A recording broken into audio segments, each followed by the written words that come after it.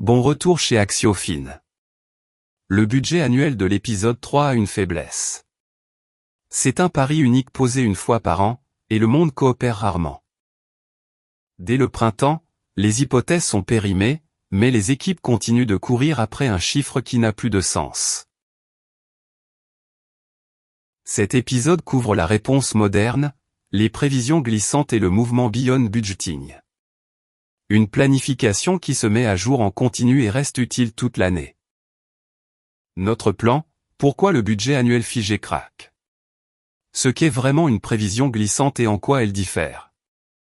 La prévision par inducteur, qui rend les mises à jour rapides.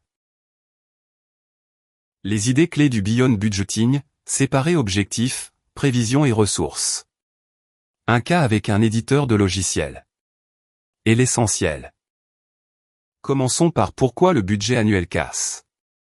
Il suppose qu'on peut prévoir une année entière avec précision depuis décembre. Puis fiche cette prévision comme objectif et plan de ressources à la fois. Quand la réalité bascule en mars, un nouveau concurrent, un choc d'approvisionnement, un produit en forte croissance, le budget ne bouge pas. Donc les managers soit défendent un plan périmé, soit l'ignorent discrètement, se ménageant du moule l'an prochain par revanche. L'outil censé coordonner l'entreprise se met à la déformer. Le budget annuel ne fait pas que vieillir, il déforme activement les comportements, et c'est l'argument le plus profond contre lui. Pensez aux habitudes familières. Dépenser ou perdre, les services brûlant leur budget en décembre pour qu'ils ne soient pas coupés. Le coup de collier, des affaires poussées dans les dernières semaines pour atteindre un chiffre annuel. Le mou, des managers sous-évaluant l'objectif de l'an prochain pour le battre facilement. Chacune est une réponse rationnelle à un système qui lie un chiffre figé à la paix, au statut et aux ressources. Le but du Beyond Budgeting n'est pas seulement des chiffres plus fréquents, c'est retirer les incitations qui font gaspiller des gens intelligents. La prévision glissante règle l'obsolescence. Au lieu d'un plan annuel qui rétrécit à mesure que l'année passe, vous reprévoyez à un rythme régulier. En général chaque trimestre ou chaque mois, et ajoutez une période fraîche au bout. Résultat, vous regardez toujours à la même distance devant, peut-être 12 à 18 mois, quelle que soit la date. En décembre, un budget figé vous montre un mois devant, une prévision glissante montre encore un an et demi. Les décisions ont un horizon stable au lieu d'un bord de falaise. Pour qu'une prévision glissante soit praticable, elle doit être rapide, donc fondée sur des inducteurs. Au lieu de ressaisir des centaines de lignes comptables chaque trimestre. Vous bâtissez la prévision sur une poignée d'inducteurs métiers, nouveaux clients, taux d'attrition, prix moyen, effectif. Le détail financier se calcule à partir de ces inducteurs. Quand vous reprévoyez, vous ajustez quelques hypothèses et le modèle déroule le reste. Reprévoir passe d'un calvaire de 3 semaines à un après-midi, la seule raison pour laquelle les équipes le feront vraiment souvent. Le Beyond Budgeting va un cran plus loin. Son geste clé est de cesser de forcer un seul chiffre à être 3 choses à la fois. Dans un budget classique, le même chiffre est l'objectif. La prévision est la limite de ressources, ce qui pousse les managers à le truquer. Le Beyond Budgeting les sépare. Les objectifs deviennent ambitieux et souvent relatifs, comme battre le marché ou un groupe de pairs. Les prévisions deviennent des attentes honnêtes et non biaisées, sans incitation à déformer.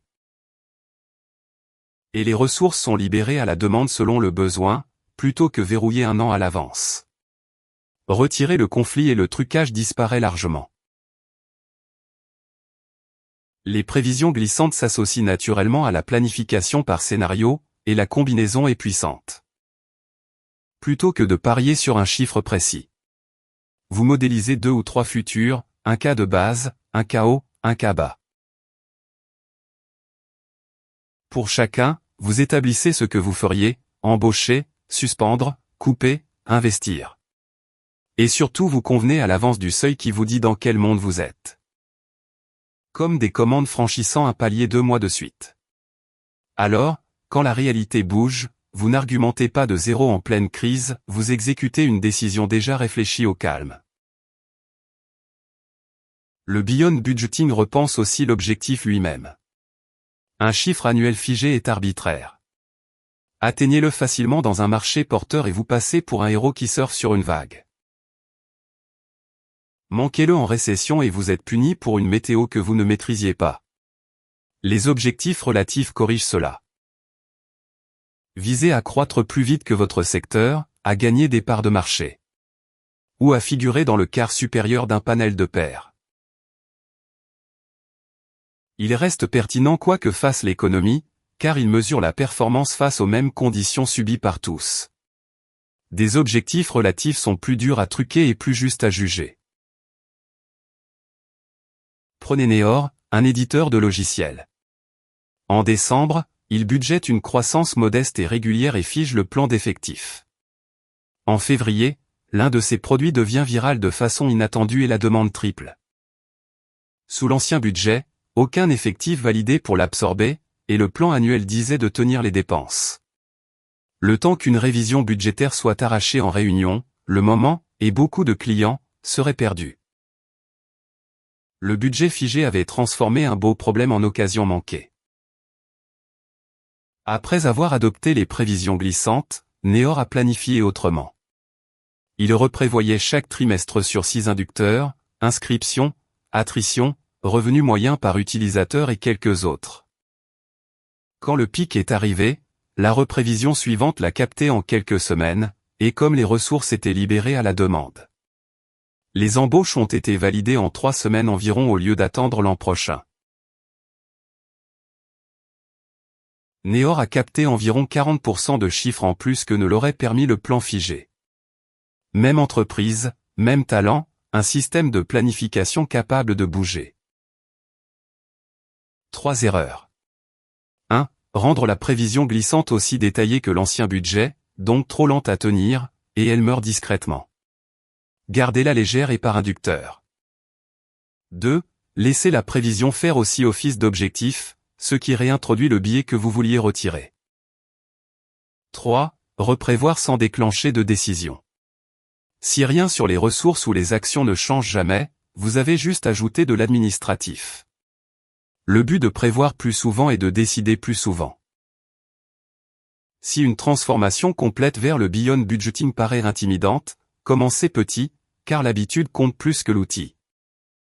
Gardez votre budget annuel pour l'instant, mais ajoutez une reprévision légère par inducteur chaque trimestre.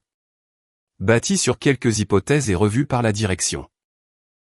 La première fois qu'une reprévision change une vraie décision, valider une embauche. Suspendre un projet, les gens en sentent la valeur, et la pratique se répand d'elle-même. Beaucoup d'entreprises aux prévisions glissantes sophistiquées ont commencé exactement ainsi. Une prévision de plus, 4 fois par an, sur laquelle quelqu'un a vraiment agi. Pour résumer. Un budget annuel figé vieillit en quelques mois dans toute entreprise qui bouge. Les prévisions glissantes gardent un horizon constant devant vous toute l'année. Bâtissez-les sur quelques inducteurs pour que reprévoir soit assez rapide pour avoir vraiment lieu. Et suivez le principe central du Beyond Budgeting. Cessez de forcer un seul chiffre à être objectif, prévision et limite de ressources à la fois. Planifiez en continu, et le plan reste digne de foi.